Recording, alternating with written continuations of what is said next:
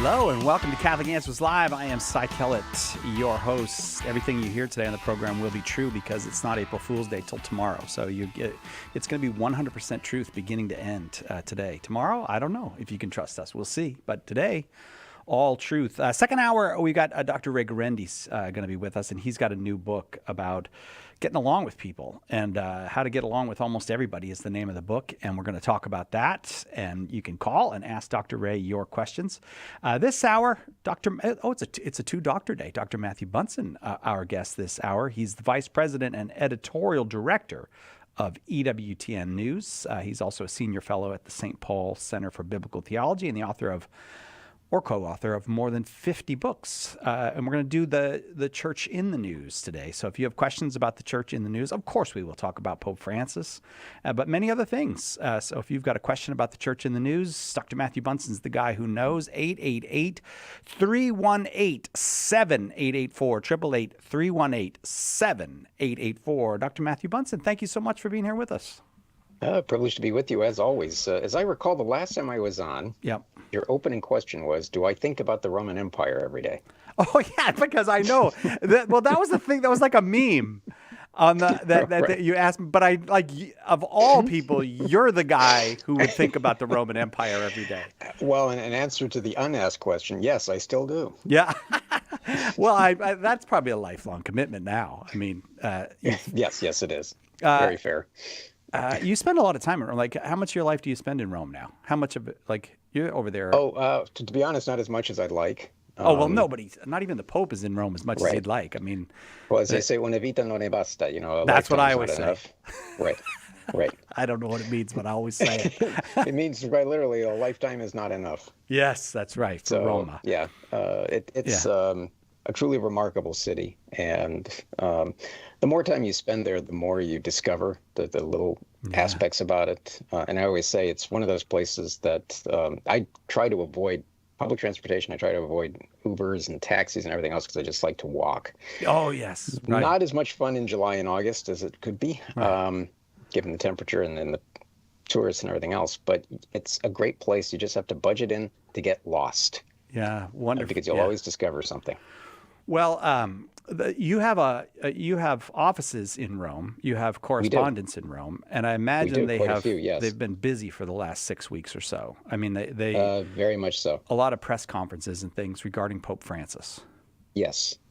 Yeah, this is one of those beats. So we have the Vatican Bureau for EWTN. We have the National Catholic Register. We have the Catholic News Agency. We have elements of Así Prensa, which is our Spanish language. And then, of course, we have one of my favorite news agencies, not that I have biases about this sort of thing, but Aci Stampa, which is our Italian language news agency. Oh, cool. The editor-in-chief of that is Angela Ambrogetti. And we have some genuinely talented Vaticanisti, as they say, experts in the Vatican who do this daily reporting. And obviously, the last 6 weeks, as you note, has been not a wild time, but it certainly was one where we were aware of Pope Francis's health challenges. And he's also somebody who loves to be in the saddle, so to speak. He likes to keep working. And I think the confluence of events ultimately led him to Gemelli Hospital with, as we now all know, a double pneumonia. And then, according to his own doctors, there were moments there where they thought they were going to be losing him. So all of that is things that we need to report. But the biggest takeaway really is that Pope Francis recovered from this or is in the process of recovering. But we still have a lot of questions about what this looks like going forward, what the governance of the papacy, what this pontificate looks like going forward. But this is also a classic example of why it is so difficult and even dangerous now to have events like this. We can openly say that this is the winter of this pontificate, however long this winter lasts. But clearly, I won't say we're at the end, but we're certainly in the winter of it. And the amount of terrible reporting, inaccurate reporting, and just outright rumor mongering that surrounded a lot of the coverage, especially in social media. Now, a lot of people who perpetrated some of this, they're not journalists, so obviously we don't hold them to the same journalistic standards, but you have to be really careful where you're getting your sources of information from. And that's particularly true today, as it has been now for a number of years, especially in social media. I recommend EWTN. I appreciate that, yes. National Catholic Register. Well, you guys, I mean, you're going to do the work and you know the people.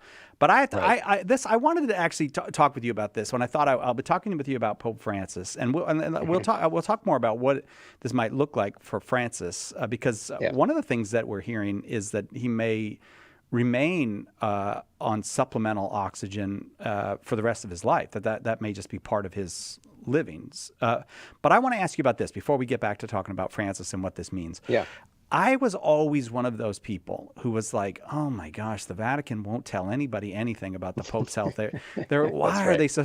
And now I'm like, we should go back to the thing where they don't tell you anything about the Pope's health. Like, this was terrible. The amount of anxiety and upset and confusion was terrible. Right, and it always seemed to come on a Friday. Did you notice? Yeah, no, I did not notice that, but yeah, it makes sense. But it often seemed like at night, the last report you'd get is basically we're going to be, we're going to lose the Pope tonight, and the next day, a Pope's sitting up doing work, and you're like, what's going on over there? Well, historically, now we can go back centuries. The Pope was, for the average Catholic, a very distant figure. Not that he was unimportant; he's always been the Pope. But a pope was someone that you might hear about sometime once a year or something when some important decree or something was issued by the Holy Father. Right. Or he would weigh in. Or, say, in the case of the French Revolution, Napoleon Bonaparte, he might be kidnapped and held prisoner. Right. And everyone knew about this in North America and South America, across Christendom. And then the glorious return of, say, Pope Pius VII after his release from Napoleon in 1814. And the point I'm making is that extraordinary events were often required for you to have an encounter on a fairly regular basis with the Holy Father.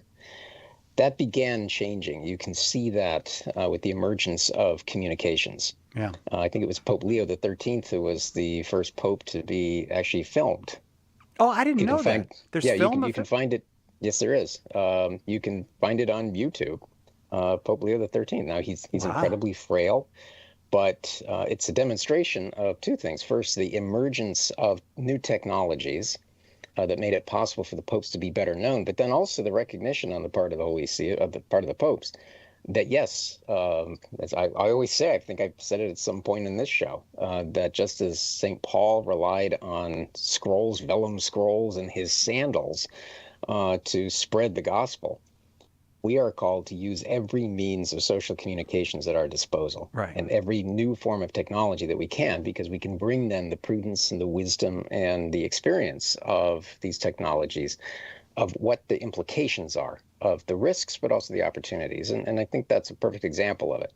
So as the 20th century progressed, we begin to see not the lifting of the veil, but the popes becoming more and more clearly visible in popular culture, and more visible to even the average Catholic. Think of Pius XII during World War II, when he welcomed the U.S. soldiers after the liberation of Rome, where his arms were outstretched and he gazed up to heaven and gave them all a blessing. That was international news, because it signaled something to the rest of the world, and Pius represented this changing moment.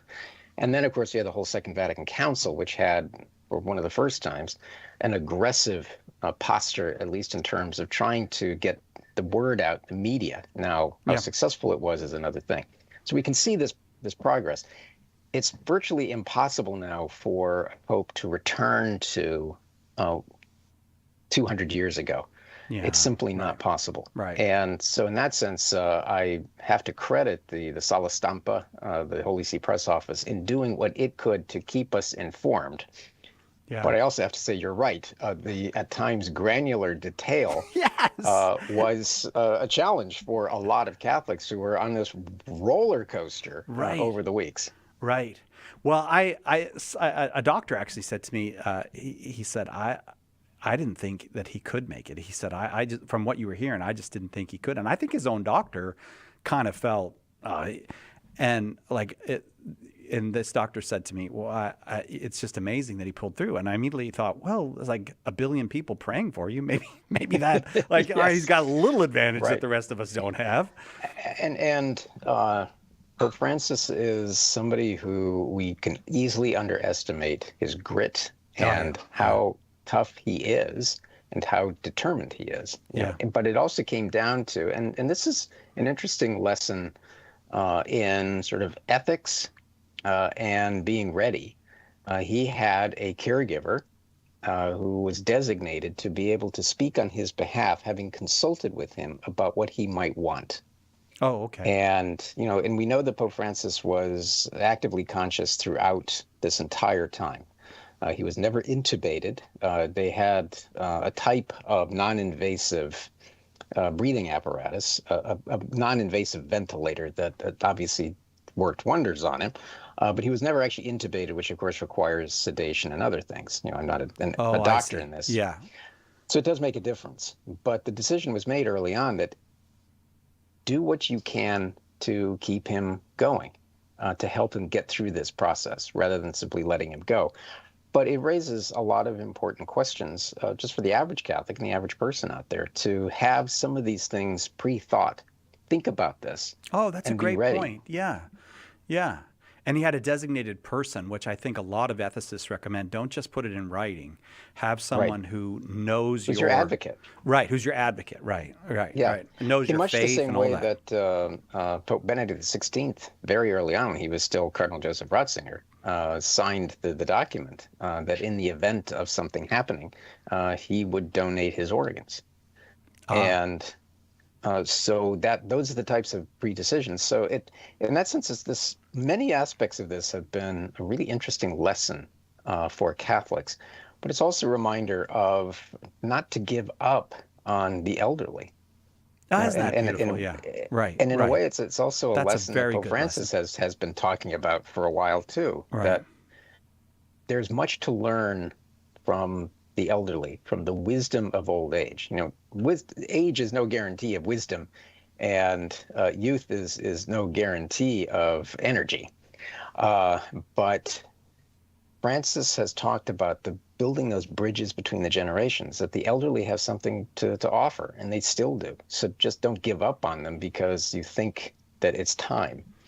for them to go when God is the one who decides these things. Every year, I get more open to that message. Every year that every year that I'm like, that really, boy, Dr. Bunson, he's right about that. I tell you what, I want to come. Yeah, and every year, people in their 70s and 80s, they're looking younger and younger. Yeah, yes, I know, right? When I was a kid, those people were old.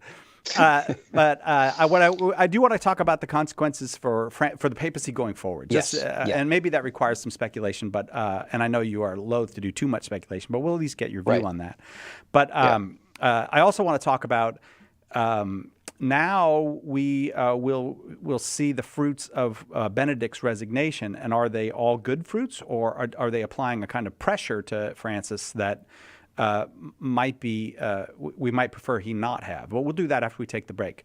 Dr. Matthew Bunson is our guest, Vice President and Editorial Director of EWTN News. If you'd like to talk with him about the church in the news, 888-318-7884. Catholic Answers Live.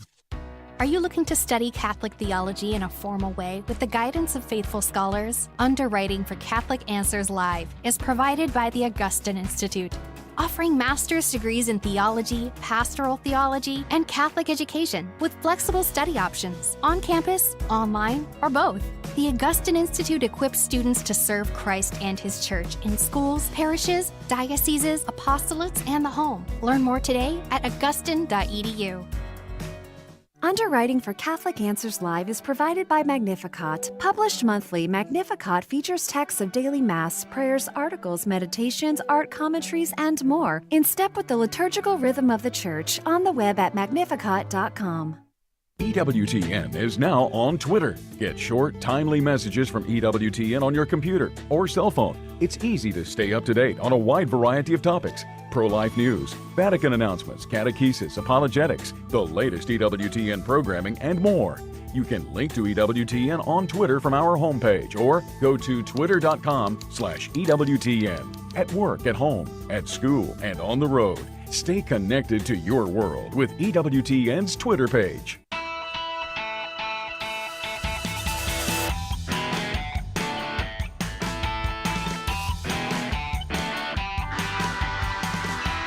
Welcome back to Catholic Answers Live. It's always fun and super informative when Dr. Matthew Bunson is here. If you like EWTN News, and they have lots of news outlets in Spanish, English, and other languages. They've got just magnificent reporting from Washington, D.C. now, all kinds of great stuff. Dr. Bunson is the Vice President and Editorial Director of all of that.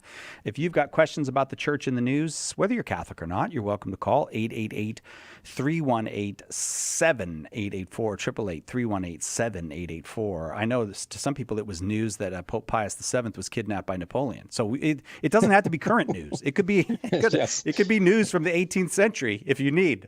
We have 2,000 years to work from. So right. This is 888-318. endlessly interesting. 7884. All right, let me start with the second of the two questions I left hanging there, and that is Pope Benedict. His decision to resign the papacy, is that bearing fruit, or for ill or for good in the papacy of Pope Francis? Well, I think the best way to answer that is this is a reality that we are now dealing with, that Pope Francis chose to resign. He was the first pope, I think, since 1415 to do so.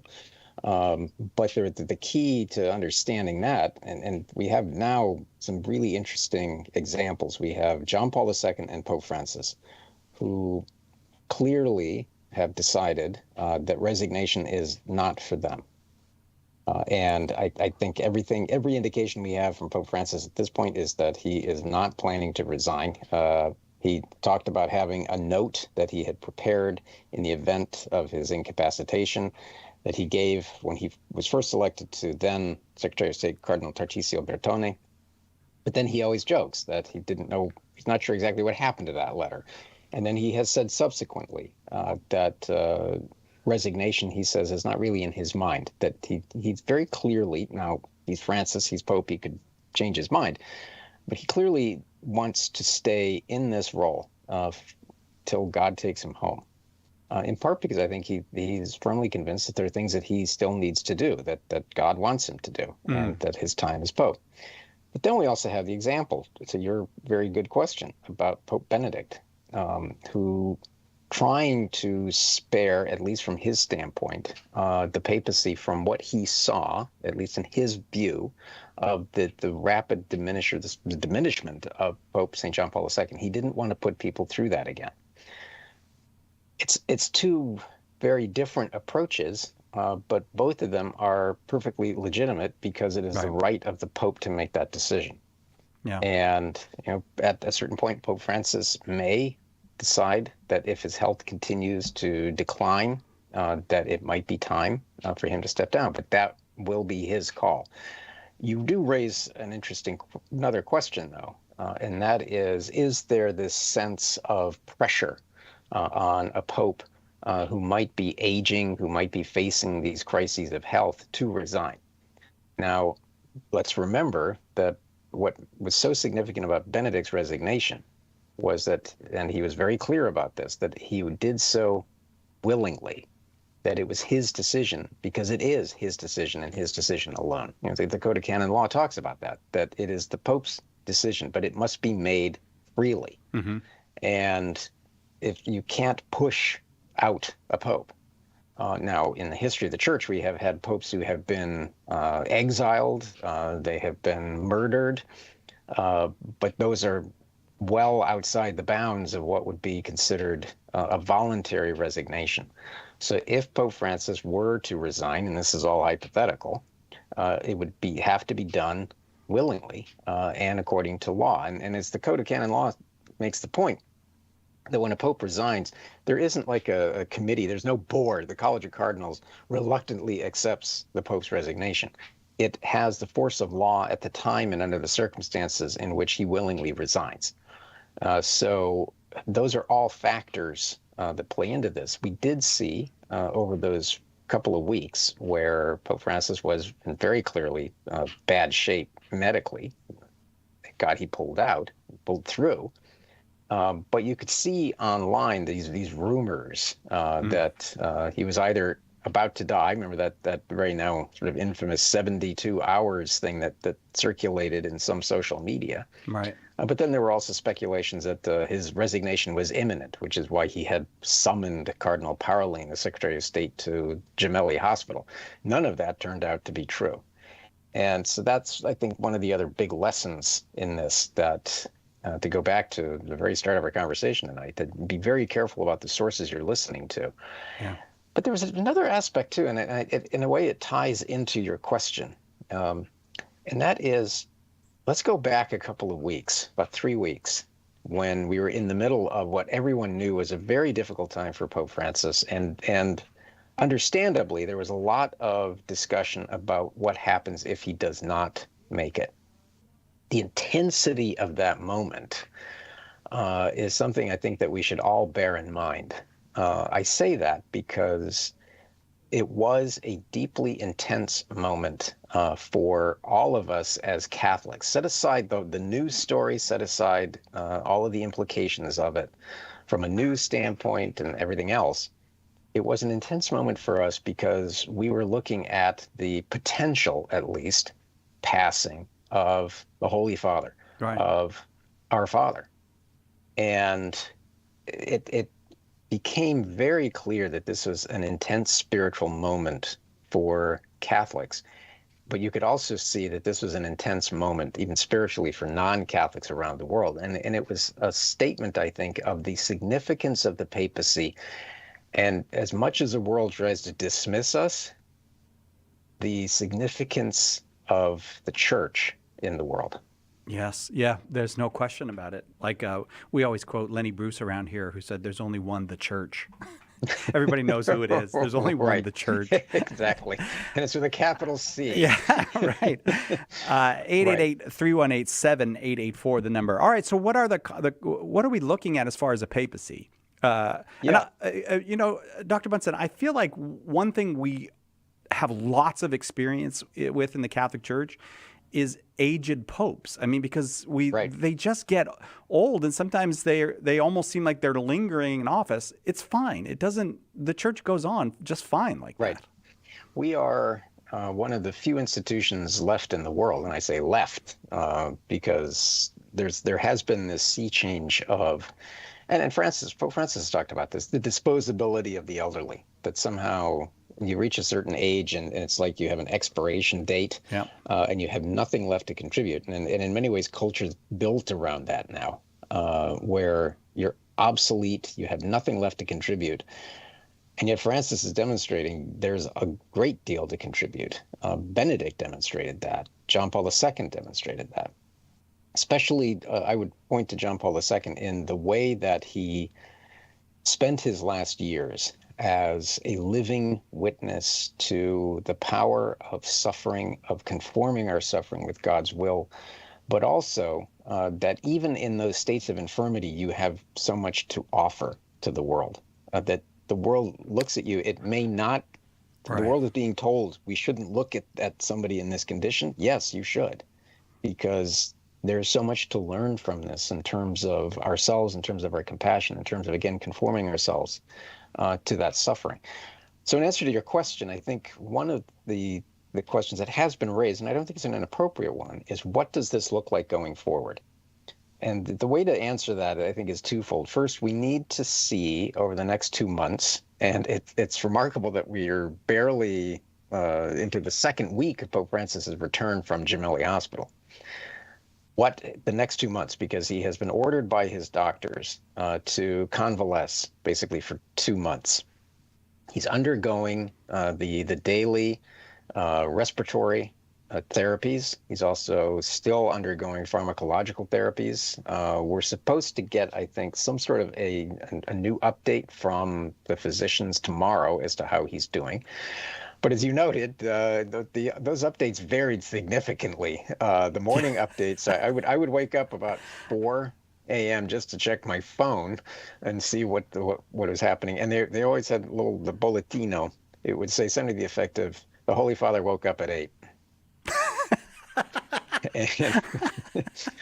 Thank you. Thank you for that helpful update. Right. It might be a little more discursive. They might say the Holy Father woke up at 8 and he had breakfast, or the Holy Father read the newspaper. But again, it varied. But then we had, as we discussed, these granular medical updates that we have to figure out. That's to be determined. I know we can pick this up. Yeah, we'll pick it up on the other side. We got to take a very quick break. Our guest is Dr. Matthew Bunson. Always fun, as I said, always informative when he's here. We've got some court cases to talk about when we come back. We're talking about the church in the news. You're welcome to call 888-318-7884. Each Catholic is obliged to spread and defend the faith by word and deed. Well, we're here to help. Join special guests Chris Stefanik, Dr. David Anders, Father Jeff Kirby, and all your favorite Catholic Answers apologists this September 25th through 28th in beautiful San Diego for the Catholic Answers Conference. Our theme? Go make disciples. Enjoy 4 days of faith, fun, and fellowship. Use promo code EARLY to save $50 when you register today at CatholicAnswersConference.com. Lots of people have big questions about Catholicism. It needs a big book of answers, and now it's got one.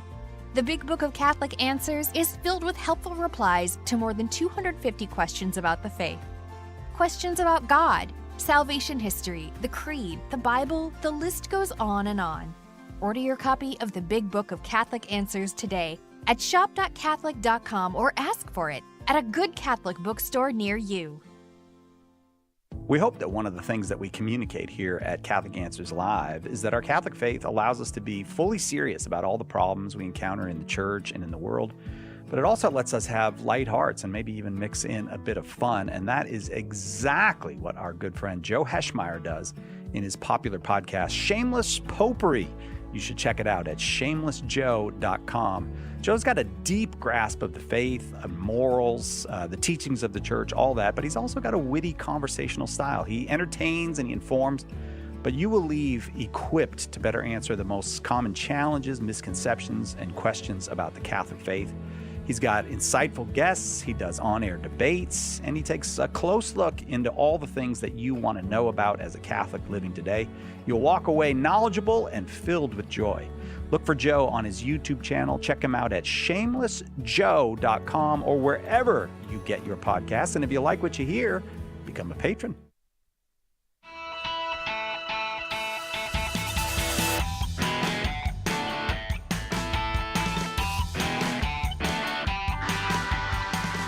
Welcome back. Catholic Answers Live. We like to talk about the church in the news with Dr. Matthew Bunson, the Vice President and Editorial Director for EWTN News. And the big news for Catholics, really, without question, has been the whole situation with Pope Francis over the last 6 to 8 weeks or so. And so we're spending a good deal of time on that, but there are other things that we want to get to. Shall I let you wrap up what you were saying or just go to the phones? What would you like to do? Yeah, well, just real quick, I think one thing in answer also to your question is what this looks like going forward. I think one of the things that we're starting to see some dimensions to what at least the next couple of months will look like. We know that there is the expectation that the Holy Father's participation in what is, for any pope, a grueling Holy Week, a set of liturgies that is hard on anyone. And so we'll have to see. I think they're trying to leave some areas open for him for participation in it.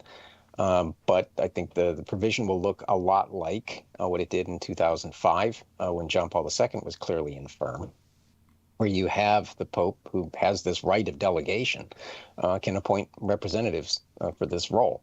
So that would be some of the leading figures, for example, the Dean of the College of Cardinals, Cardinal Ray, Cardinal Secretary of State, Pietro Parolin is likely to have a role in much of this too, the Apostolic Penitentiary, Cardinal Angelo De Donatis. So that's one thing. And then, the question has been raised too. We have one of the most highly anticipated canonizations coming up in recent years, and that is on April 27th with the canonization of Carlo Acutis. Oh, yeah, right. Which everyone is looking forward to. This young, extraordinary young man who died in 2006, I think, was 15, will be canonized.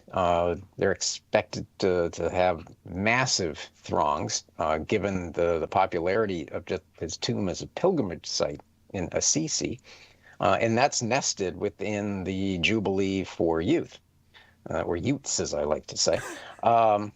So you've got all of that happening. Now, the question has been raised, can the canonization proceed if Pope Francis is not in attendance? Well, the answer, my understanding is, and I'm sure there are many canonists who will be free to weigh in on this, is yes, because he can delegate this. He will have to sign the decree of canonization, and that can then be read. So again, it goes back to his right to delegate to someone to represent him in this, in much the same way that he sends different representatives around the world. Now, the canonization, of course, is a very specific type of pontifical act. So certainly this is something that he can do. And that's the point that Cardinal Pietro Parolin was making too just recently, that the Pope has that authority to do. He is the supreme lawgiver. The wider point I'm trying to make is that we don't know at this point what things are going to look like in the coming months. Yeah. How diminished he will be, what the long term is for him, other than as Pope, he has the right to find ways to make this work. It'll be a different phase. It'll be a different looking pontificate. Sure. But that's his privilege as Pope. Yeah, and as we were saying before, we've seen it many times in the papacy. Yes, we have. This is not a thing that's foreign to the church. It's not something that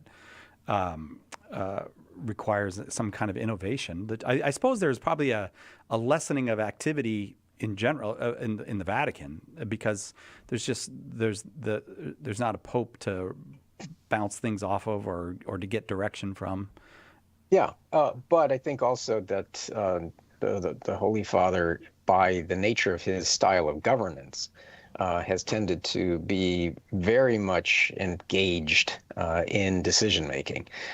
So one of the things that is going to be interesting to see is how somebody who has had that preference, clear preference for being immensely hands-on in the governance of the church, what that looks like and what that inner circle starts to develop into. But these are all things that right now we just don't know. So it's important for us to keep him in prayer and then just to observe, but again, find those reliable outlets on how this is playing out. All right, let's go to Tom in Omaha, Nebraska, listening on Spirit Catholic Radio, KVSS. Glad you're here, Tom. Go ahead with your question for Dr. Matthew Bunson. Thank you. My question is this.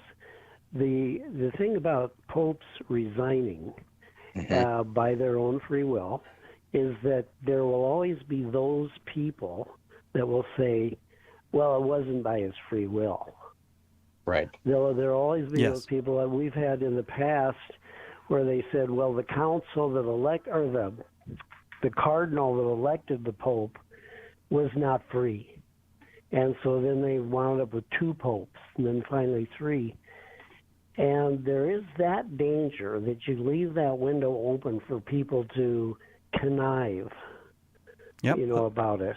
Now, if it only happens I think it's only happened twice in the history of the church, maybe 3, but if it becomes a regular thing, I can only see problems with it. What do you think?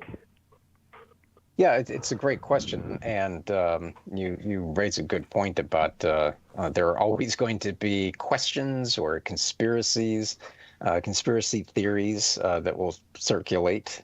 For example, we're all familiar with I dismiss them. I don't take them very seriously. The supposed conspiracy surrounding the 1958 conclave, and then we had conspiracies.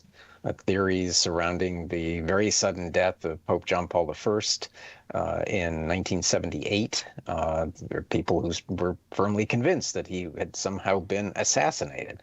And I say this because we know that from the medical records that he was, in fact, very seriously ill with cardiovascular issues. The cardinals who elected him simply didn't know that. And had he gotten care or a different set of circumstances, he might have lived for much longer. But there are always going to be questions and theories and conspiracy theories surrounding a lot of these things. The resignation of Pope Benedict XVI, of course, has raised a lot of theological questions, a lot of canonical questions. But we always go back to the fact that he resigned willingly. And the time before that, in 1415, I think it was Gregory XII who willingly resigned to put an end, and you very correctly made reference to it, to the Great Western Schism that really troubled the church for some decades in the late 14th century and into the early 15th century, that took a great deal of effort to solve, and it required for Pope Gregory to resign along with the 2 anti-popes. The thing about that, though, is that let's remember that throughout that entire time, we had legitimate popes. So it's not as though somehow all of this had devolved, that we didn't have a pope. We did, but we also had 2 rival claimants at one point. And one of them was, ironically, John the 23rd, as an anti-pope, not to be confused with Pope St. John the 23rd, and then Benedict the 13th. So these are names that we still remember today because I think they're also a cautionary tale about everything that can happen when we give in to fear and misunderstanding. If a pope chooses to resign, again, that is his authority and right to do so. And I suspect that if Pope Francis does choose to resign, it will be exactly along the same lines as Pope Benedict XVI did. Thank you, Tom. I want to move on to talk about some of the stuff that's the religious freedom questions before the Supreme Court in the U.S., but we do have a caller, Anna, in South Carolina, who has a question about Opus Dei. So, Anna, you have a question for Dr. Bunson? Yes, I do. Thank you for taking my call. So I do teach confirmation class, and I had a couple of students ask me to tell them more about Opus Dei, and honestly, I don't know very much about it. Right. Well, it's another really good question. So Opus Dei is it's an institution, but the technical term is it's a personal prelature, which is something of a unique entity in the life of the church.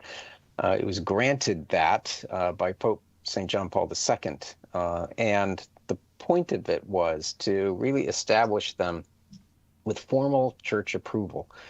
Now, it was established in Spain in 1928 by one of the most influential saints, I would argue, of the 20th century, who at times has been not forgotten, but I think people underestimate the influence that he has had, and that is Saint Jose Maria Escrivá, this Spanish priest who had an understanding of the importance of living in the world, but also then evangelizing that world by taking the faith into the world. And one of the hallmarks of St. Jose Maria, I am not a member of Opus Dei myself, so I just always be transparent about that, but I have an immense admiration for him because he understood back in the 1920s what became one of the great calls of the Second Vatican Council, and that is the universal call to holiness, that we are all called to be saints. And he brilliantly, I think, anticipated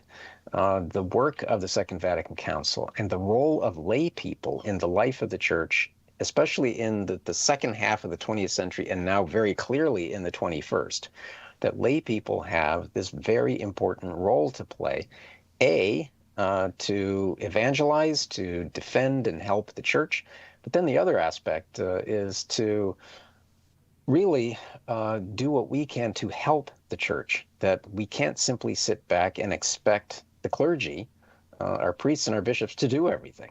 And it doesn't mean that we lose sight of the proper roles and functions in the church, but that lay people have to help, that they have to have a distinctive role in the life of the church, but one that also then assists the church immensely in a very difficult age of all of the fracturing, of division, but then to bring that holiness into the world. And I think that's one of the great aspects of Opus Dei.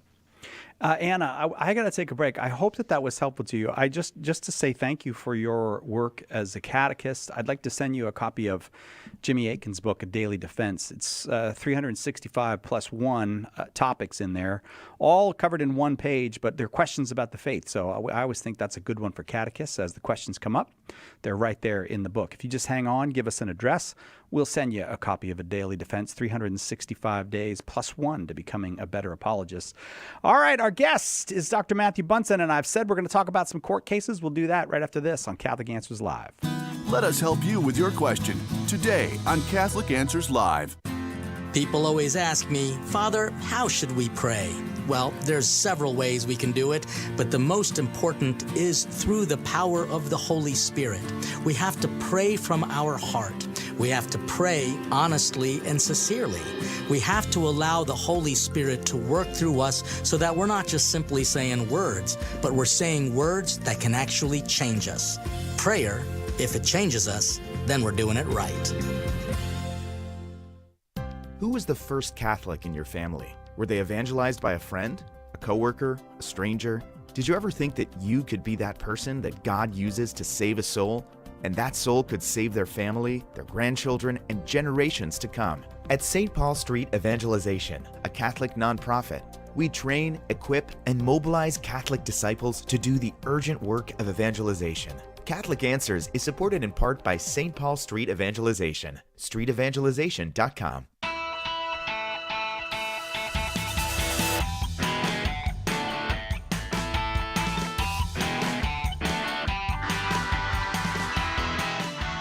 Welcome back.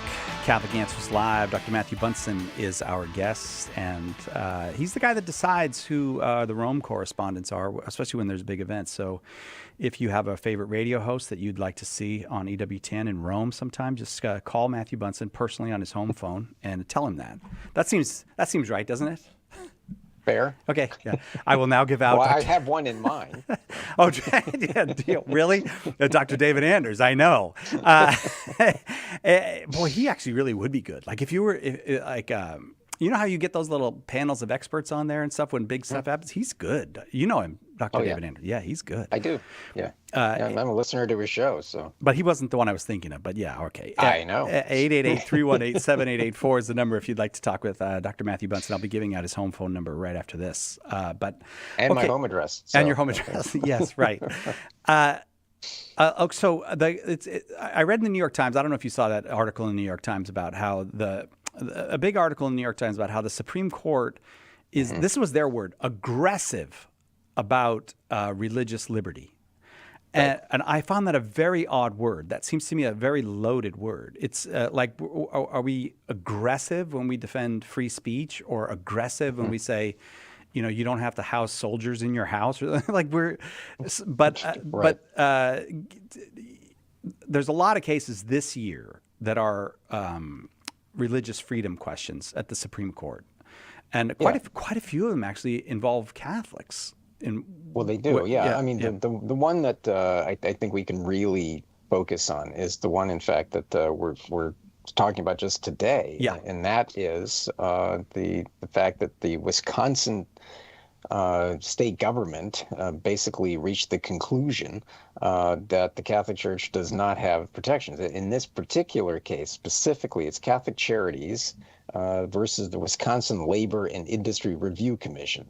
And that sounds fairly benign, doesn't it? Fun case, yeah, right. Yeah, essentially what it is whether Wisconsin can refuse to grant Catholic Charities grant money, which is, of course, an independent, incorporated nonprofit. That's an important aspect to this, but it is wholly controlled by the Diocese of Superior in Wisconsin.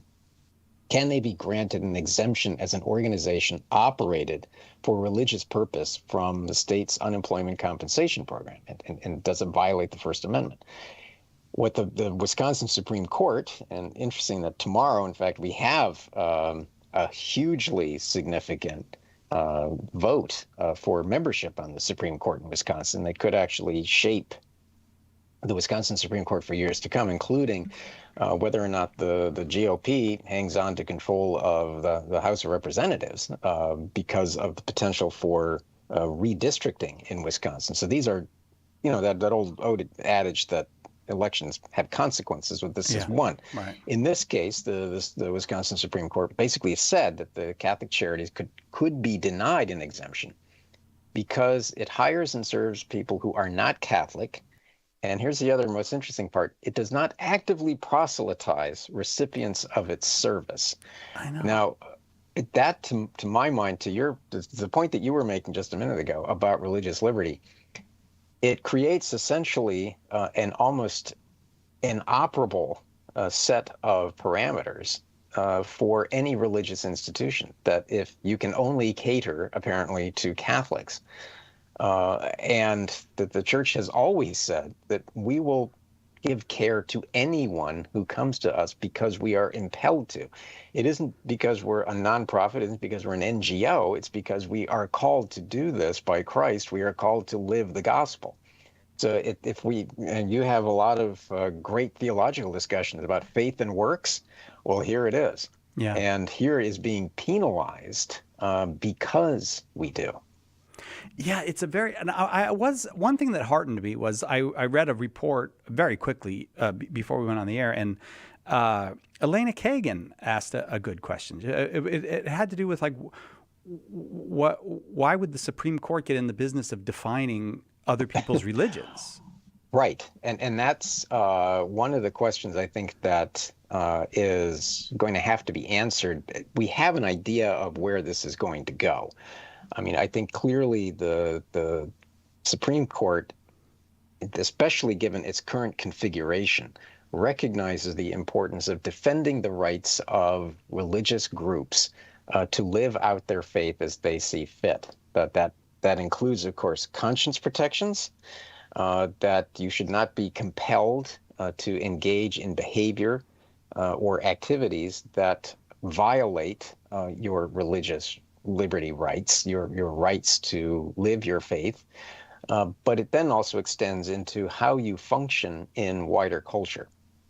And this is one of those things that years back, especially coming out of, for example, so-called Obamacare, the ACA, the Affordable Care Act, was whether or not how far we can go in defining, for example, religious liberty.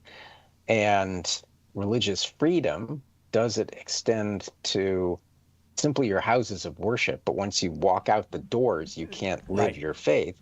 Or does it extend to every dimension of your lives? And I think the Supreme Court in its current configuration, as I was saying, is certainly primed toward that.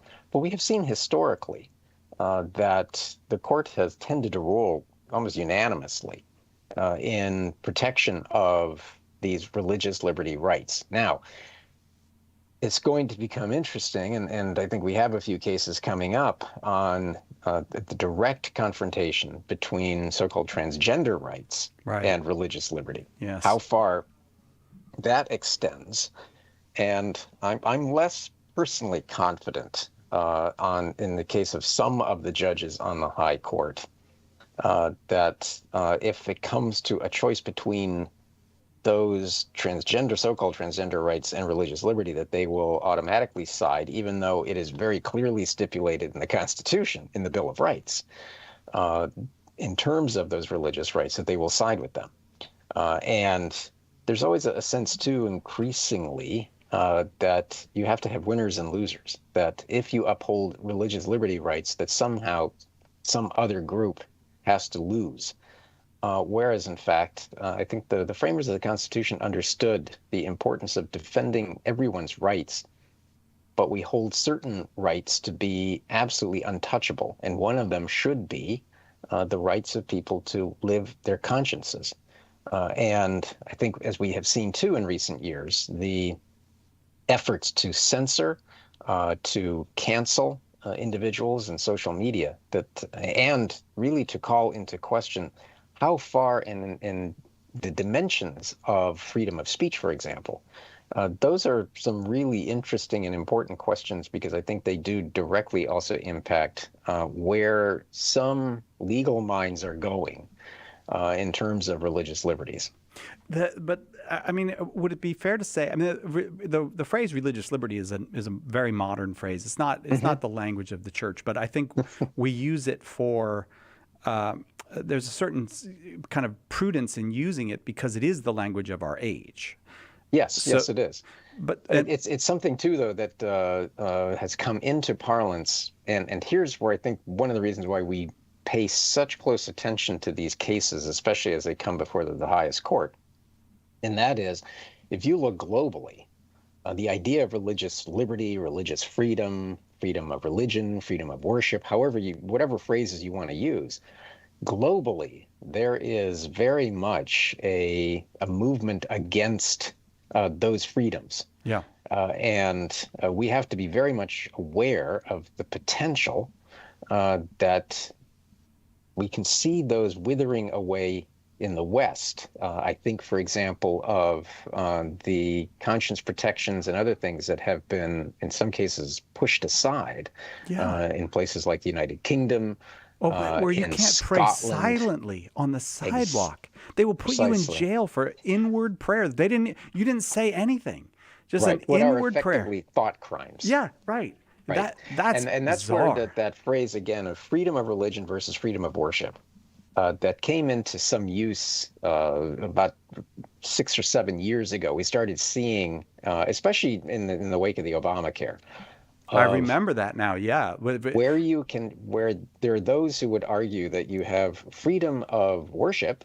You can worship. I was alluding to this a little while ago.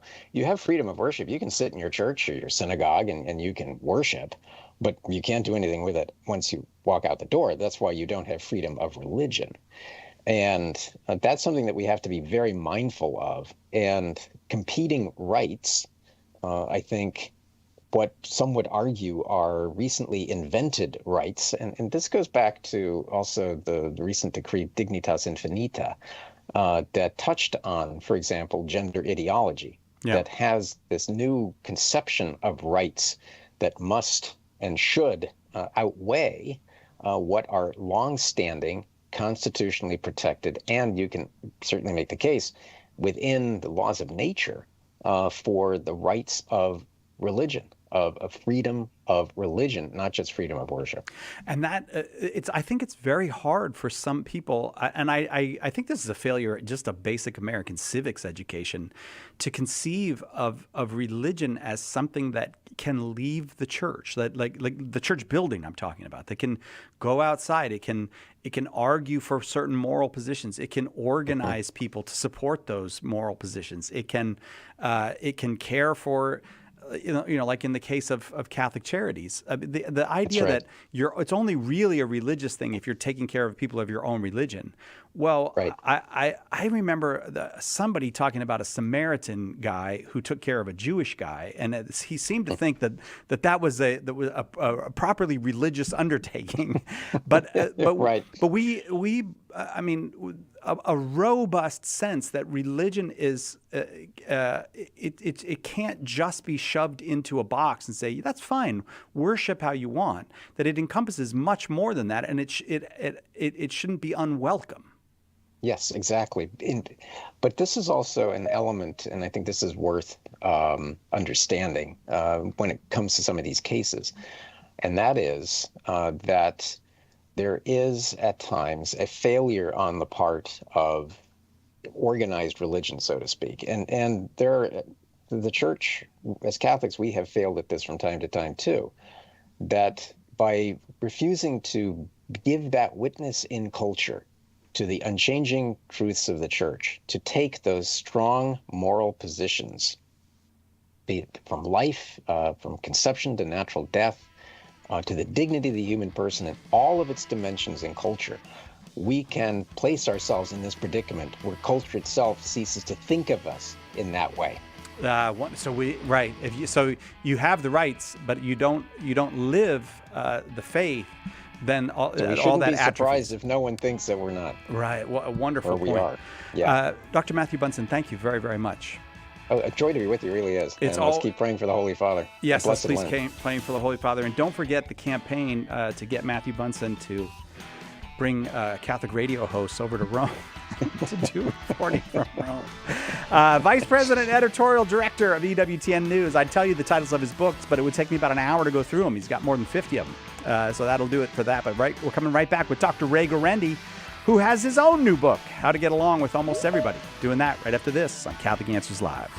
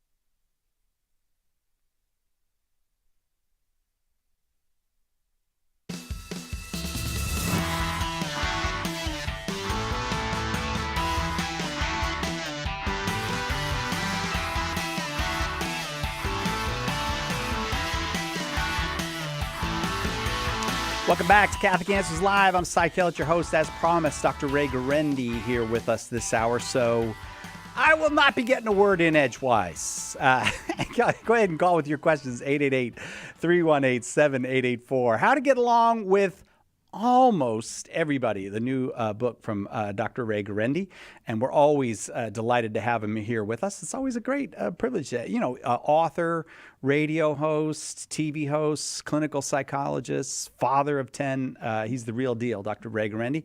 Welcome, Dr. Ray. You did leave out. Oh, no. Husband? That I was fractions champ in the 3rd grade. Now, that was of my row, not my class. Mary Catherine, Mary Margaret, Mary Grace, Mary Therese were the champions.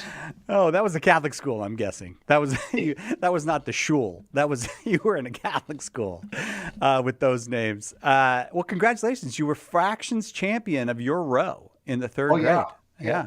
I was, there for a while. I was kind of like top dog for maybe about a week. Yeah. About a week. Yeah. Well, that's something to hang your hat on. That's definitely something to hang your hat on. But you have since gone on to produce a large body of written work. And I feel like this title, How to Get Along With, and they made the word almost just tiny, but How to Get Along With Almost Everybody is right in the stream of your oeuvre. I'm going to use a French word. I don't know if I pronounce it right, which is something I always love about your work is it's just not buying into the some people are toxic, it's them, it's not me. You don't expect me to try to get along with everybody. You're just not buying into all that. Maybe before we start here, Cy, I probably should offer a bit of a confession. I just want you to know I personally was against what they did. Oh, you were? But if you look at the back of the book, you'll see your picture right above almost. And I said, look, I'll agree, but the second printing, I want that off of there. I want that off. Well, thank you for sticking up for me. But to appear on one of your books, it's worth it. I don't care. I'm on a Ray Guarendi book. I will be the exception to the rule of people that you can get along with. Can you really get along with all those people? That's why I insisted on the word almost. Because what are you going to do if somebody absolutely wants no part of you? Now, we're not talking about the mail carrier, and we're not talking about the lady that lives 6 houses down the street. We're talking about your adult child. We're talking about your sister. Right. We're talking about your mother-in-law. If they want nothing to do with you, then you're going to have to accept that. But for most of us, about 99% of the people we know, maybe more, we can have some kind of contact or relationship with. Yeah. Okay. So I do feel like there's a really, I don't know if it's insidious, but I feel like it's insidious thing going on in therapy for a lot of people where therapists are actually encouraging them to cut people out of their life, to stop trying. I had a friend come to me about 2 years ago, good Christian man. His wife died when his children were 4, 3, and 1. He did what he could to raise them, but he ultimately remarried. And the woman was someone different from his first wife. And she struggled with some issues in her life, but overall, she was a person who stepped in to raise those children. He told me that all 3 of them got together. Now, this is a Christian family. He's a decent Christian man. All 3 of the kids got together and said, we really don't want much to do with you anymore. And it turned out, Cy, that 2 of them had gone to a therapist who advised that. Yes, it's more than insidious. It's becoming pretty obvious. And I will say this too, Dr. Ray. I feel like the other thing that maybe the thing that saves you from all of that is that you have faith in Jesus, and you look at these things that are inconsistent with what Jesus said, and you are not one of those people that goes, well, I'm going to go with the science on this one because, of course, the science means one flawed study that they did in Sweden in 1837. But you're determined that you can do psychotherapy and be sound psychologically without letting go of what the Savior taught. If a guy walks into my office and he says, I'm leaving my wife and my 4 children, I've met somebody else. Now, this guy has no religion. He has no morals. He has no compunction about doing this. I can't in any way appeal to anything that would counter what his impulse is. So what I have to do, Cy, is I have to address this from the perspective of, okay, if you do this, is your oldest daughter going to talk to you? Oh, no, she's already shut me out of her life because she thinks I ruined her family. The woman that you're thinking of being with, does she have children? Yeah, she has 2. What are they like? Oh, they're both obnoxious brats. Can you discipline them? No, she won't let me. So what I have to do, and this is the point I want to make here, Cy, is that, as I said in the book, it's not a distinctly religious book. It is a book that works for people, whether you're Christian or non-Christian, because if there is a God, the way he says to do it is the best way to do it, even though modern psychology might not take a page out of his book, or when they do, they're not aware they are. Right. 888-318-7884 is the number. You're welcome to get in the queue. Lots of people like to call when Dr. Ray Guarendi is on, understandably. So go ahead and get in that queue, 888-318-7884. So the other thing about this, this is not about how it seems to me that you're, from what I have read in the book, it's not about changing other people, fixing other people, repairing relationships by improving the counterparty. It's about how you can do the things that get along with other people. One of the most common questions I now get, Cy, will you please tell me how to change somebody else? That's right. We think that if that person were different, we could get along with them better. Well, the book talks a lot about how we can be different to get along with them better. Now, that does not mean that all of a sudden I'm just going to lay flat and let you say and do whatever you want. What it means is I got to look at how I'm upsetting myself over what that person says, what that person does. My mother, she has made at least 200 comments about my parenthood. Yeah. And I'll tell you, I've about had it. And I ask, well, do you get as upset now at number 200 as you did when number 10 came around? More so. I get more so upset. Why? Well, because cumulative effect. Shouldn't it be the other way? You know that she does this. You know this is what she likes. You know she's opinionated without being asked. So why is it bothering you every bit as much as it used to? What do you expect? Well, she shouldn't do it. I'm a good person. I'm a good parent. I don't do that to her. I don't deserve that. That's very disrespectful. No argument. All those things may be true. Yeah. But you don't have to demand that she stop all that for you to get along with her. It's your mother, for heaven's sakes. It's not the lady 7 doors down in the apartment. It's your mom. So if she's going to be part of your life, you got to figure out, how am I not going to be as distressed by some of the things she says and does as I've been? That's the key. Now here, some people will. I think some people are feel like they're like letting the other person win when they do that. Oh no! Just the opposite. Okay, so help me out with that. Why is that not letting the other person win? The other person is dramatically winning because they control your emotions. Yeah, right. If they act a certain way, you're going to get mad, or you're going to get sad, or you're going to do something bad. So they're controlling you, right? Yeah. If you don't let them get to you, in other words, let's say they say some jerky thing, and it goes in one ear and out the other. You're not being a doormat. You don't have to stand up and dispute everything they say because it's a jerky thing. And besides, even if you dispute it, they're not going to agree with you. So if you don't let it get to you, you're actually stronger. Let me draw an example. Remember, well, of course, you're not old enough to remember, but I think Chris Check might be old enough to remember.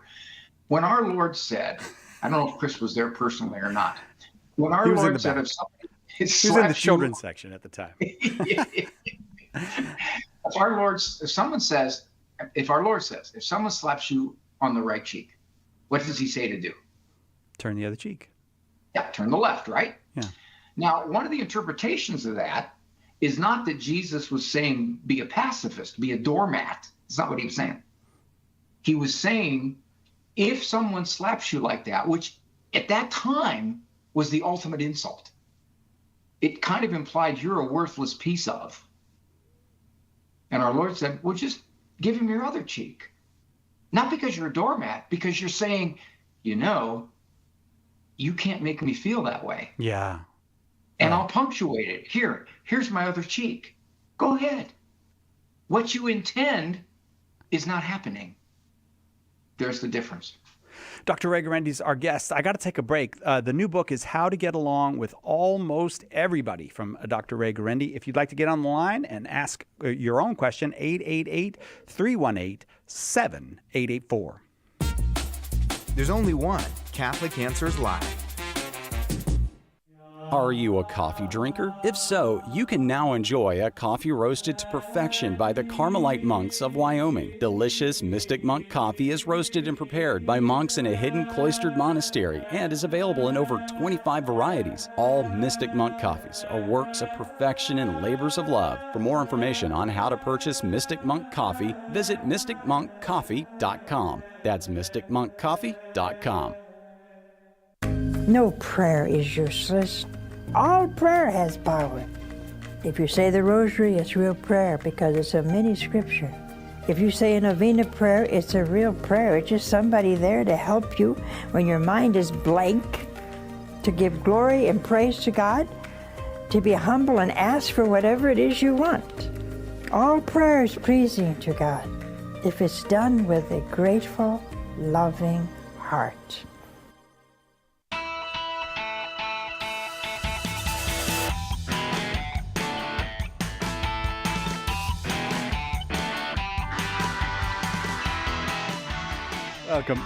Welcome back to Catholic Answers Live. Dr. Ray Guarendi's our guest. If you're having a bad day, just talk with Dr. Ray Guarendi. It always helps to talk with Dr. Ray. Lots of people do. They call up his radio show and they talk to him. They call up here and they talk to him. 888-318-7884, 888-318-7884.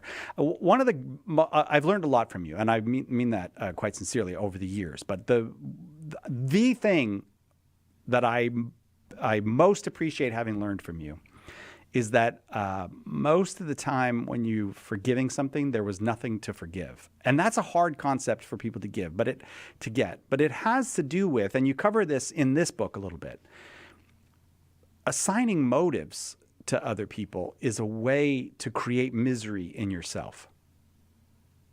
We can see behavior, Cy, and we can hear words. We can't look inside somebody's head. Person comes into my office and I see them for 4 sessions and I'm pretty sure I've got it. I figured out what makes them tick. I've got their motives, the big conglomeration of motives. And then in session number 5, they say something that totally turns my understanding on its head. Now, I had 5 hours of closely talking and probing with that person and I still missed it. Yeah, can you imagine how easy it is to miss a motive on the spur of the moment? Right. When you interpret somebody's behavior with a certain motive, he's doing that just to tick me off. He's doing that because he doesn't respect me. He's doing that because he wants to show he's superior. She's doing that because she's critical of me. When you do that, you're going to automatically inflame your emotions. You inflame your emotions, you're not going to get along as well with them. You got to be very careful about interpreting motives. That's a piece of advice in a relationship. Your spouse doesn't call you because he was late and you asked him to call you if he's going to be late and he didn't call you. So he comes in an hour and a half late and you just forget it. The supper's gone. It's cold, everything else. You know why he did that? He did that because he doesn't care what I want. Mm-hmm. He doesn't care enough about me to be considerate. Well, that could be, but it could also be that he forgot.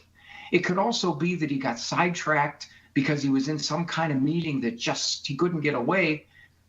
You don't know that. And if he tells you, you don't believe it.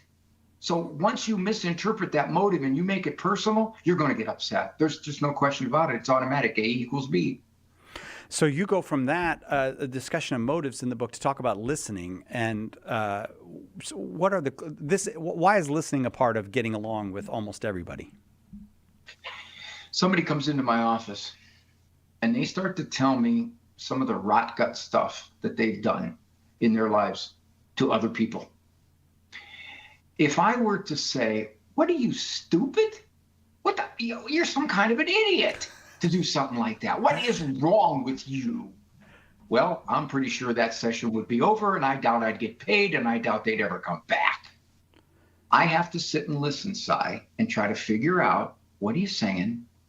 Why are you saying it? Why do you think the way you do? What's going on in your head?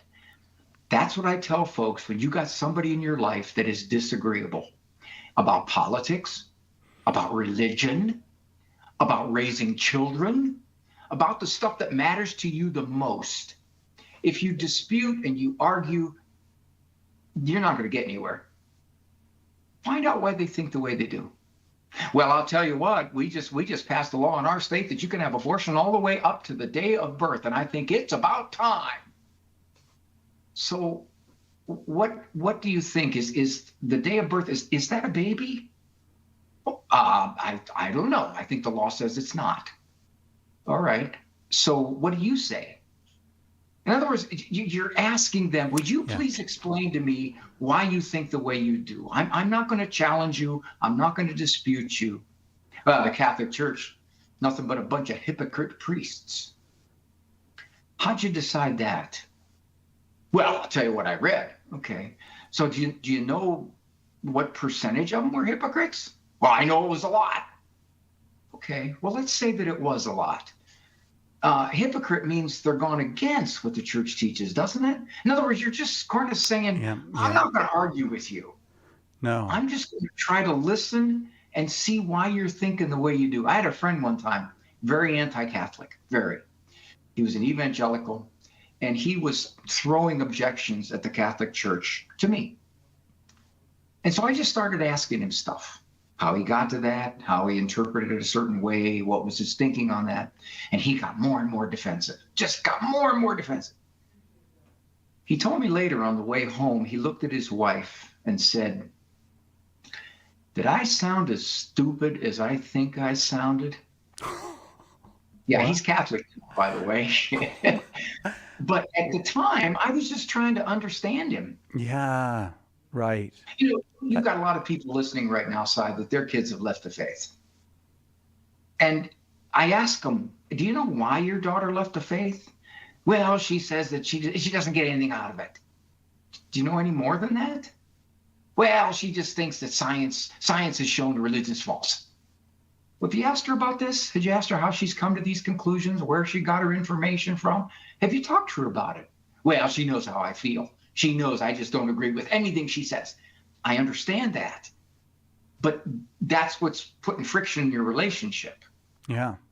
It's been said, Cy, that we want to be understood more than we want to be agreed with. Say you got a father who thinks he knows everything there is to know about cars. You just bought a car that he looked at, and he is just firing opinion after opinion at you on how dumb that purchase was. Now, instead of thinking, you know what, I didn't ask you what car I was going to buy. This is none of your business what car I buy. What if you did, Dad, how did you learn so much about cars? Where'd your knowledge come from? Were you a mechanic? And so you're exploring his expertise, if you will. Right. And I can almost guarantee you at the end of that, he's going to say, well, those cars aren't quite that bad. They do have their positives. Yeah, once you try to understand his obnoxiousness, right, you diffuse it. Right. Hey, the book is How to Get Along with Almost Everybody. It's the latest book from Dr. Ray Guarendi, and I highly, highly recommend it. Or if you'd like, save yourself a few bucks, just call him and talk to him right now. 888-318-7884. Jonathan's in New Orleans, Louisiana, watching on YouTube. Jonathan, thank you for waiting. Go ahead with your question for Dr. Ray Guarendi. Of course I'd wait. For Dr. Ray and Cy, I know Dr. Ray doesn't like compliments, but keep doing the media. I share them all the time on Facebook on the Christian Parenting Group, and they're into soft parenting, so it really gets no likes. Shout out to Big Stack on YouTube. My question has to do with my ex-wife. She doesn't really talk to me, but I'm able to take her and my son to Mass once a month. And during the sign of peace, she just ignores me, which is, I don't expect. She's really mad. She doesn't talk to me. Like, I can't text her, can't call her. And I'm okay. Like, I don't have expectations. Like, you should treat me differently. And I don't really judge her motives, although I know she's not on my side. So I know Dr. Ray might say that, just be a bit stoic. And when I give her the sign of peace, my peace returns. It's no sweat off my back. But I'm curious, is that, as the mother of my child, is that like a thing that can be sustained, like just completely ignoring? Thank you. I'm going to guess. Now, I think I would take it a step further. I'll throw you a curveball here. I wouldn't say completely ignore it. I would say if you think the time is right, maybe after Mass, you might tell her, it's awful. It is awful nice of you to go to Mass. You can't know how much that means. I appreciate that a lot. But can I ask you this? I know you don't want to give me the sign of peace, and I think I understand some of why. But can you tell me why? I really want to know. Not to argue. I just want to understand. So what you're getting at is you're thinking, okay, well, she doesn't like me, so she's not going to give me the sign of peace, and she's not cooperating with me in so many ways in raising this kid. Well, that's what it is. Well, have you really just asked her, kind of just, I want to know what it is that makes you not at all want to give me the sign of peace, and I want to know what you think the sign of peace means. That if you were to do it, that's all. You're just going to humbly say, I want to understand what's happening. I think that's better than just ignoring it, better than just looking at her, because in her mind, she's thinking, you don't deserve the sign of peace. And furthermore, you're probably just as happy that I don't give you the sign of peace. Whatever she's thinking, you can't know. But find out the why. It amazes me how often we're really not knowing how somebody thinks, especially in situations like that with a history that is long and rough. Fantastic. All right. Good luck to you, my friend. Thank you, Jonathan. Thanks very much for the call. The number here, 888-318-7884, 888-318-7884. It sounded to me like Jonathan was talking about one of the things you do talk about in the book, which is managing your expectations. Can you say a little bit more about that? It's been said, Cy, that frustration is the difference between the way we want things to be and the way they are. The bigger that gap, the more frustrated we get. You can extrapolate that to relationships. Frustration with somebody is the bigger the gap between the way they are and the way we want them to be. Now, Jonathan wants his wife, ex-wife, to shake his hand. That's what he wants. That's what he would like. She's not doing it. And she's probably taken some satisfaction in knowing that that's what he wants, and she's not going to do it no matter what. Right there in Mass. Okay, fine. if he says to himself, all right, I don't expect her at all to shake my hand during the sign of peace. I don't. Maybe I'll just look at her and nod because I know she just doesn't want that. I mean, I've held out my hand 27 times, and every time she's just looked at me like, what are you doing? So drop your expectations. Don't expect that she's going to do that. But that doesn't mean you can't try to figure out why she's not doing it. It's the same thing with empathy. When you got somebody that says snarky things in your life, and that seems to be their style, the question you got to ask yourself is, what do I expect? This is nothing new. I'm still upsetting myself over the same old, same old. Dr. Ray Guarendi, our guest. How to Get Along with Almost Everybody is his new book. Our number, 888-318-7884. Deepen your connection to the church's holy days and seasons while you draw on the wisdom of the church fathers. Feasts of Our Fathers, the new book from Mike Aquilina and Adam Lucas, is a treasury of history, prayers, insights, and lessons that will bring you closer to the earliest of Catholic traditions. Take your prayer life and your solidarity with the church, past and present, to a new level. Order your copy of Feasts of Our Fathers today at shop.catholic.com. We hope that one of the things that we communicate here at Catholic Answers Live is that our Catholic faith allows us to be fully serious about all the problems we encounter in the church and in the world, but it also lets us have light hearts and maybe even mix in a bit of fun, and that is exactly what our good friend Joe Heschmeyer does in his popular podcast, Shameless Popery. You should check it out at shamelessjoe.com. Joe's got a deep grasp of the faith, morals, the teachings of the church, all that, but he's also got a witty conversational style. He entertains and he informs, but you will leave equipped to better answer the most common challenges, misconceptions, and questions about the Catholic faith.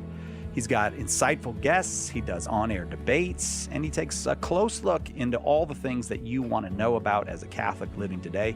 You'll walk away knowledgeable and filled with joy. Look for Joe on his YouTube channel. Check him out at shamelessjoe.com or wherever you get your podcasts. And if you like what you hear, become a patron. Our Lord needs articulate defenders of the truth to spread the joy of the Catholic faith. Catholic Answers monthly giving club, Society 315, helps you fulfill the call in 1 Peter 3:15 to always be prepared to make a defense for the hope that is in you. For as little as $10 a month, you'll help Catholics grow in faith, bring lapsed Catholics home, and lead non-Catholics to the truth. Go to casociety315.com and join today.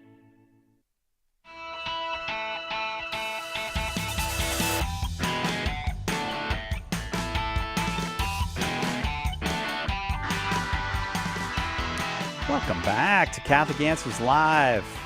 This is the book I need, How to Get Along with Almost Everybody. This is when I need it.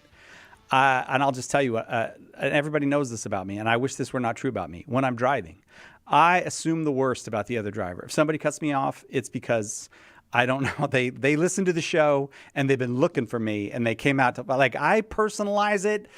It's the most unhealthy thing, and I know it, and I'm working on it, Dr. Ray. I'm just confessing to you. I need this book. Well, there's times I've cut people off, and I've gotten the waving of the fingers, only not all of the fingers, and I didn't mean to do it. I didn't see them, or I was distracted, and I wanted to apologize, but I knew if I pulled up and apologized, they'd be even madder. So there was nothing I could do. But they just assumed that I deliberately was a reckless driver who didn't care about them. Well, that's the other side of my story that I should also admit to you is I'm a terrible driver. So I don't know why I have these high expectations for other people.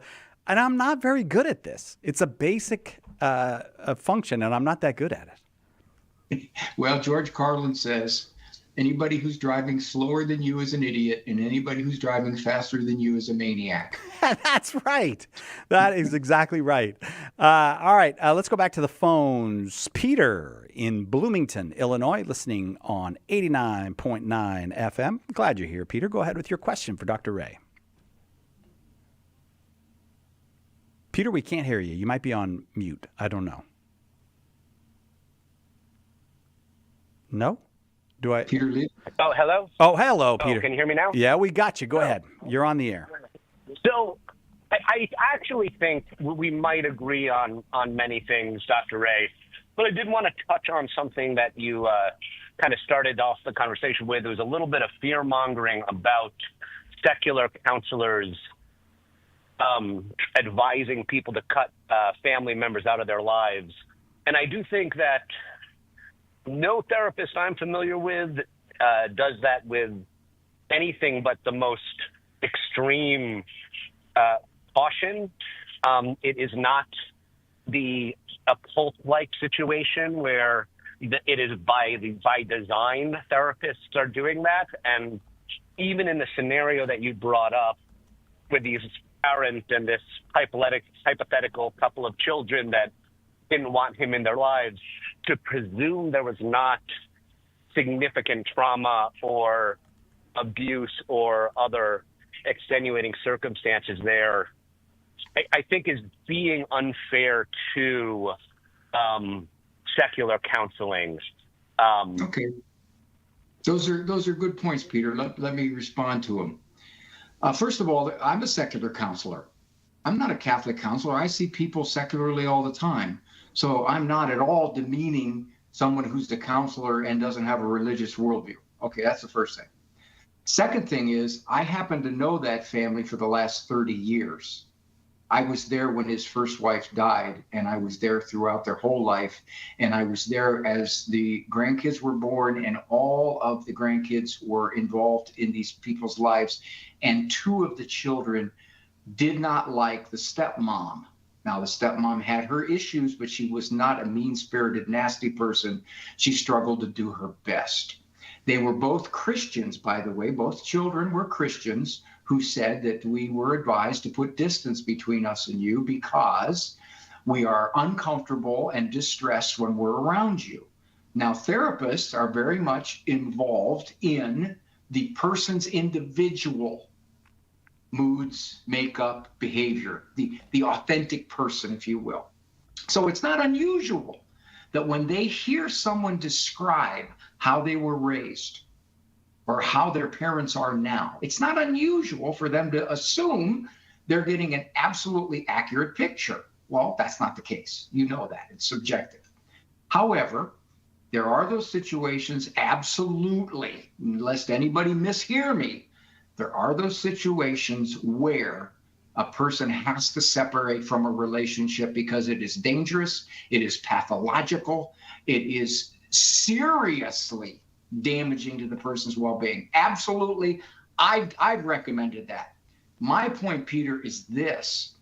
Too quickly, we call people toxic or narcissist or emotionally abusive when in fact, they're difficult, they're not pleasant to be around, they're opinionated, but the problem is they happen to be your mother or your brother.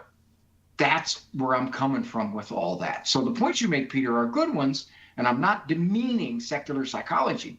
I'm simply saying we got to be very careful because sometimes we're quick to pull the trigger on a relationship on the basis of somebody saying, I don't like that person, I don't like being around that person, and that person makes me anxious and distressed. Oh, okay, then move that person out of your life. Yeah, well, unfortunately, it's my spouse's dad. So. Okay, Peter? Well, and I don't disagree with that. And I think it's more a matter of wanting to make sure to clarify that this isn't something that people should be, that yes, there is risk of that, but in general, I think counselors are pretty cautious and recognizing that they're only seeing part of the story and are more focused on, depending on whether it's CBT or ACT, on helping the patient manage their circumstances, and recognizing that they can't, change the people. But Peter, are you a therapist? Are you a therapist? Peter, are you a therapist? I am. Can you not hear me? Yeah, I can hear you. And I understand that. I could understand that. I've been a psychologist for 45 years. And unfortunately, I've dealt with a lot of people who have been to other counselors and therapists who advise them to put distance And in fact, as they described the situation to me, two things are at play. One, it doesn't sound anywhere near serious enough to sever the relationship. And two, the people in my office proclaim to be Christian. And if they are, their tolerance and forgiveness and understanding has to be at a level beyond the average person, if you will. So good points. Thank you, Peter. Thank you, Peter. Thanks very much for the call. How to Get Along with Almost Everybody, Dr. Ray Guarendi's new book. There's quite a few people on the line now, so back to the phones we go. David is in San Antonio, Texas, listening on the great Guadalupe Radio Network. David, welcome. Go ahead with your question for Dr. Ray. Thank you. My question is more on self-talk. Sometimes, there are some people that you may have had bad encounters with and don't always agree with and have different opinions on certain matters. And sometimes my self-talk, I need advice on my self-talk to not put me in a good position where I'm not already becoming defensive. I think that's one of the things that will help me even more, because in my mind, I tell myself this person is a good person. They just wanting to know these certain things. But I think sometimes my self-talk says that they're just out to get me. They're trying to prove me wrong. And so I wanted some advice on some of that, Dr. Ray. Well, it sounds, David, like you know what you're doing. You know that you're feeding yourself thoughts that probably aren't true. Or even if they are true, do you have to be as upset about it? Again, my point is this about getting along with people and self-talk. It behooves us to work harder at getting along with people who are in our closer social circle. If I've got somebody that's a mild acquaintance and he's obnoxious, well, I'm not going to spend that much time around him. Why would I? He's a mild acquaintance, okay? I happened to meet him at my son's ball game, and we sat side by side for the season and talked, and I quickly decided I'm not going to form any friendship with this guy because there's just so much about him I can't relate to. That's very different than people that are at the absolute center of your life. Your spouse, your mom, your brother, your adult child. These are people that if you sever contact with them, that's a significant relationship. So your self-talk about whoever is doing this to you, catch yourself and say, here I go again. I'm immediately going to the thought that will make me feel the worst. What if I replace that self-talk with a better thought? Probably more realistic, which is, yeah, he does this kind of stuff. I can't really understand his own insecurities. I don't really know why he is the way he is, but he does it. All right. I still have an awful lot of power to not let him get to me. And that's really the kind of self-talk you got to use to replace, rather than he is doing this because. That will upset you every time. Well, thank you. Appreciate that very much. Good luck, my friend. David, thank you very much for the call. That'll bring us to a break, but I see there's a lot of folks on the line. We'll get to you when we get back right after this on Catholic Answers Live. It's all about the truth. Catholic Answers Live. Underwriting for Catholic Answers Live is provided by Magnificat. Published monthly, Magnificat features texts of daily Mass, prayers, articles, meditations, art commentaries, and more, in step with the liturgical rhythm of the Church, on the web at magnificat.com. Underwriting for Catholic Answers Live is provided by Real Estate for Life. Real Estate for Life connects home buyers and sellers to real estate agents while supporting pro-life organizations. On the web at realestateforlife.org. The wisdom of Mother Angelica. Have you ever been so grief-stricken and so heartsick that you can't see God? You can't see God in the tragedy. You can't see God in that cross. You can't see God in that sin. Why? You're enveloped in that grief. You're enveloped in fear. And God is out the window. You don't see Him standing right next to you. EWTN. Live truth. Live Catholic. The Catechism defines evangelization as the proclamation of Christ and His gospel by word and the testimony of life. But what does that look like in real life? It looks like St. Paul street evangelists out in the public square sharing the good news. We're a Catholic nonprofit that starts conversations by handing out free sacramentals. Then we employ our method of listen, befriend, proclaim, and invite. Catholic Answers is supported in part by St. Paul Street Evangelization. Visit streetevangelization.com to learn more.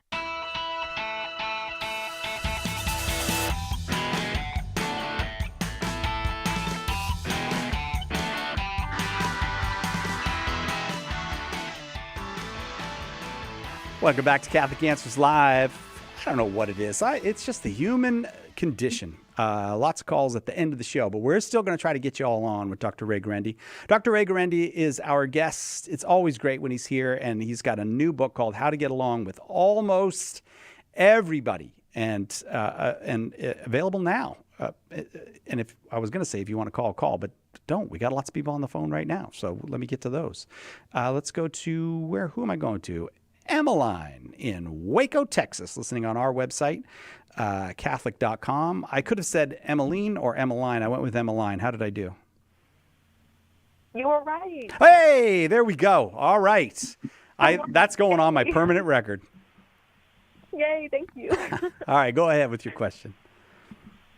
Okay, my question, it's kind of similar, not similar, like kind of related to the last question, but my question was more like, how do I kind of get along with myself when I'm being my own worst enemy? And I get in like really bad cycles of like, because I get really depressed. Like that's kind of what I struggle with. And so I'll like be doing good for like a couple of days and then I'll like fall back and then I'll like beat myself up over that. And I know it's not productive or like what I deserve, but I can't like get myself out of that cycle sometimes, if you know what I'm saying. Eveline, if your depression is not clinical, and what briefly you said, it doesn't sound like that because you say, I'll do fine for a couple of days and then something will set me off. Always ask yourself, whatever that event was, whatever some person said, whatever it was, say, what am I telling myself about this? Am I telling myself I failed again? Am I telling myself, why don't people like me? I try really hard. Get inside your head and say, what am I doing to myself to bring on this mood? Okay, that mood is going to have thoughts underlying it. It really is. And most people don't pay attention to those thoughts, and they don't challenge them either. If you, say, screwed up a situation, you failed, you made a mistake, okay? If you're telling yourself you're a failure and that's just another sign of how inept you are, then that thought is irrational and you're not challenging it. Rather than saying, yeah, I failed. I can do that. I can do that a lot. I'm human. That's why God loves me no matter what. And you got to get better at, what am I doing to myself? Not what is the event that happened that made me sad or mad? What am I doing to me that's causing this? Because you got that cycle. And it sounds like an event or a person or an interaction, something sets your wheels in motion in a negative way, and you dwell on it until it goes away. That's so true. That was good advice. Thank you. Well, go change it. I don't know why you sound surprised to get good advice from Dr. Ray, but that was a great reaction, Emmeline. He was shocked. He was just shocked. The guy said something that was somewhat helpful. Yeah, surprisingly helpful. Emmeline, God bless you. Thank you very much for the call. I got to keep moving because I got other folks on the line, but thank you. Let's go to Andrea in Moberly, Missouri, listening on the Covenant Radio Network. Andrea, thank you for waiting. Go ahead with your question. Sure. Thank you. Hi, Dr. Ray.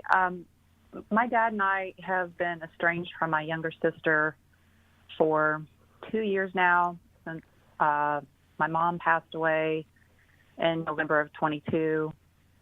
And my sister and I have never really had a really close relationship.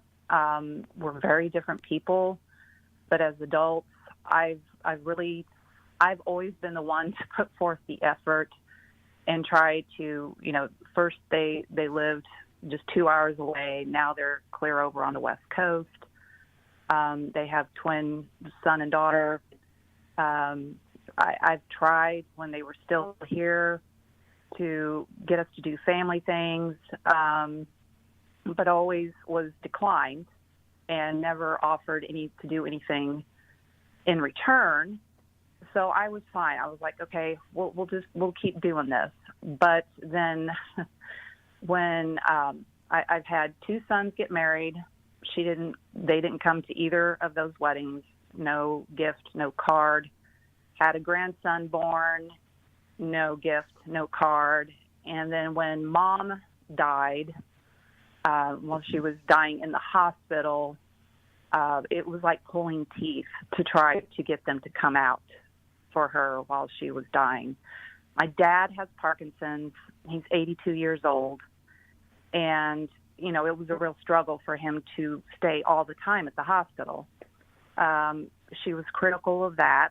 Let me jump in here, Andrea.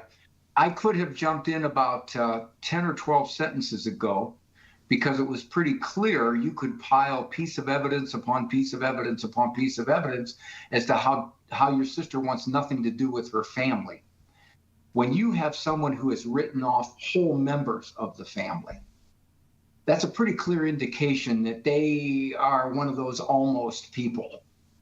But that said, we don't know what your sister's resentments are. She probably hasn't really come clear with them. And you've reached out to her a bunch of times. My guess would be, and on the back of the book, there's a line that says, you got to know when to hold them and know when to fold them, according to this song by Kenny Rogers. Read the cues. It sounds like for years she's been telling you, I want nothing to do with you or anybody else around you, including Dad and Mom and your sons and your grandsons. Okay. So in reaching out to her, you're probably making her madder. I might just send her a letter and say, I don't understand why you want nothing to do with any of us, but I will respect that. But I want you to know, if you ever want to reconnect, I will be here. And then at that point, you let it go.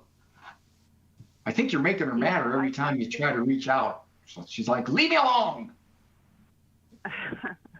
Well, I've still sent like a birthday card every year. I sent a thinking of you card. I'm leaving the line of communication. That's a nice thing to do, Andrea. But my guess would be if you asked her and she was honest, she'd say, no, I don't want any of that stuff from you. Okay.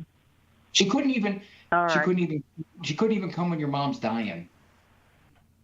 That's a pretty strong statement. They finally showed up, yeah, but she just was judging how the rest of us were, the time spent with Mom, she doesn't like any of you guys, Andrea, for her own reasons. She just doesn't like you. And that's one of the ways to get along better with somebody, is to recognize the cues. She's been sending these cues for years. Leave me alone. I don't want to be around you. But yet we keep trying because we think that's our Christian obligation. I'm not sure it is. Our Lord said, shake the dust off your feet if they don't listen to you. Well, you've tried. You've heroically tried. Now it might be time to just simply say, well, I'll respect your wishes, and if ever, just know I'm here. Andrea, thank you. Again, lots of folks on the line and trying to get to them all. Thank you very much for the call. We're going to Tulsa, Oklahoma now. Jacob, listening on St. Michael Radio. Go ahead, Jacob, with your question for Dr. Ray. Yeah, thank you, Dr. Ray. And I got to say, having Carlo Broussard out here is fantastic. Isn't he great? Yeah, he's speaking at my parish in a couple weeks. What I've noticed is a lot of people will go online or onto social media, and they will get pop psychology answers rather than turning to a therapist, or they will specifically seek out therapists that validate them rather than challenge them. And is this book geared more towards those individuals, or, sort of challenging the common narrative that we have in our society? It's very challenging. It challenges you not to be so prickly. It challenges you not to be so easily offended. It challenges you not to be so snarky. It challenges you not to be so argumentative. It challenges you in so many ways to look at yourself, because if changing you is the main way to change another person, almost always, unless that person is totally unreachable, then you can't do anything about it. As our previous caller, Andrea, she tried. She's reached and reached and reached and reached, and she got her hand slapped every time. At some point, you read the cues. Yeah, I absolutely get that. I just see a lot of people that engage in pop psychology rather than actually getting to the root cause. Well, we are a pop psychologized society. We are an over psychologized society. In the book, I talk about that. I talk about the words we fling around. We fling around narcissist. We fling around toxic. We fling around emotional abuse. Those are very powerful words that are stretched beyond what they should be. You call somebody a narcissist, what you're basically saying is he's beyond redemption. He's pathological. Well, the personality definition of a narcissist is a very serious personality disorder. It's not somebody who's self-centered and difficult or obnoxious. Jacob, again, I'm going to leave that there, and I hope that was helpful to you. I want to get everybody on, and I can if I just go to Dan in Gilbert, Arizona, listening on Spotify. Dan, thank you for waiting. Go ahead with your question for Dr. Ray Guarendi. Thank you. And hello, Dr. Ray. Thanks for being on here. I had a question specifically about prayer and feeling prayer and kind of feeling the Holy Spirit through prayer. It's something that's happened to me periodically since reverting back to the Catholic faith, where you're deep in prayer and I feel almost like a tingling feeling when that happens.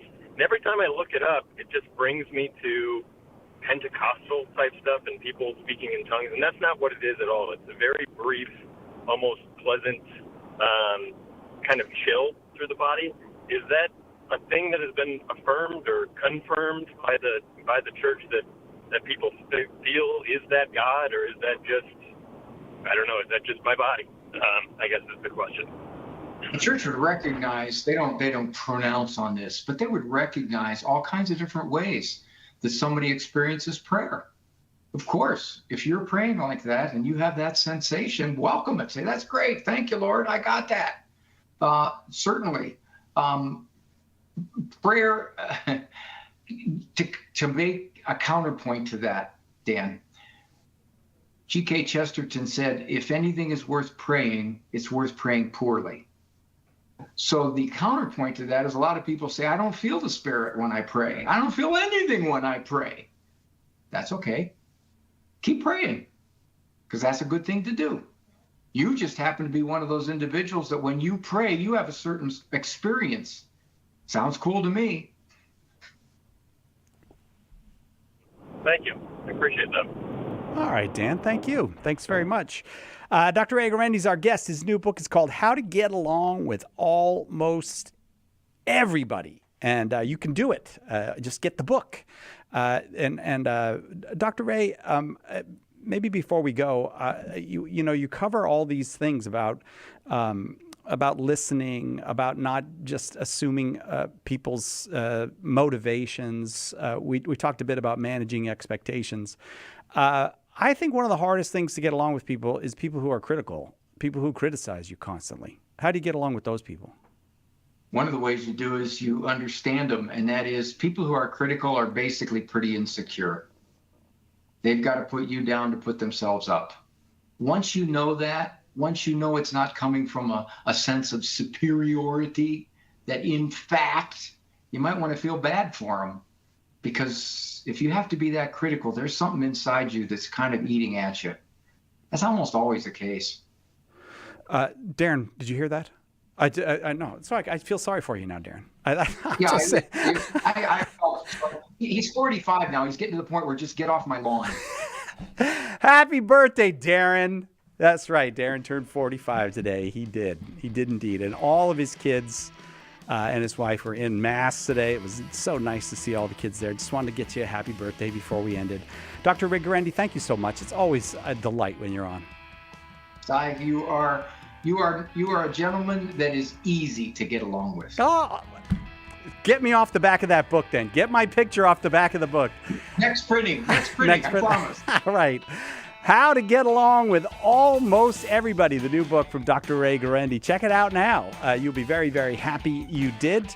And we are going to do this tomorrow. I think we got Trent Horn tomorrow. Is that correct? Do we have Trent? That's Thursday. No, Thursday. It's Carlo, both hours.